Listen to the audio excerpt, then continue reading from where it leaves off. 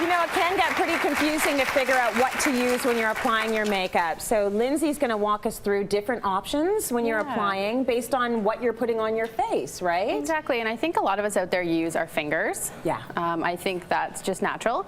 But what tends to happen is your fingers can transfer a lot of bacteria and a lot of different oils onto the skin, which is not necessarily great. And the second option a lot of people tend to use is a sponge. Okay. Now, what's the sole purpose of a sponge? It's to absorb. Yeah. So half your makeup is actually left in your sponge, and it becomes very bacteria filled, and people use them over and over and over again, and that can get pretty gross, right? Yeah. Or actually, in fact, you're actually only supposed to use the sponge once, and if you do only use it once, then you've got a waste problem going on. Exactly. Right? So that's why we always recommend using a foundation brush. There's tons out there. There's flat ones, there's rounded tips, and the one I'll show you today is a rounded tip. Okay. Which is really great. It's a synthetic hair. So it's actually designed to mimic your ring finger.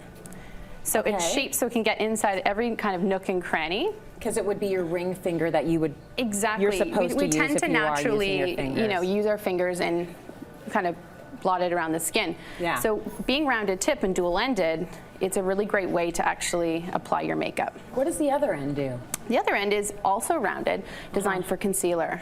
So you can get inside underneath the eye, and it's very easy, and the application process leaves no streaks. So even a brush for doing the concealer, because I definitely do concealer with the fingers. Yeah, and I think that's natural. That makes a lot of sense. And then trying to switch to any brush with a synthetic hair will help with no transfer of bacteria. Okay, and what brush do you have in your hand now? So this one's really neat. So this is actually a magnetic liner brush. It's a synthetic silicone applicator. Okay. So I find a lot of times the trend shadows that we use, they're really difficult to apply. Okay. So you have to use tools that are specifically designed for those.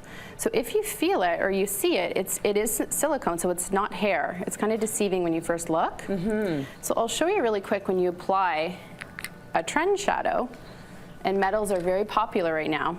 And when you say trend shadow, you mean anything that's on trend right now? Yeah, like a trendy, like metal, liquid metal look is really hot. Got it. You're going to see it all over the runway and the magazines. Okay. So as you'll see, it goes on very smoothly, and you're not going to get that shadow spill. So, sometimes when you use a shadow brush, it lands onto your face, and you get all those flecks. Yeah. It's not going to do that because it's silicone.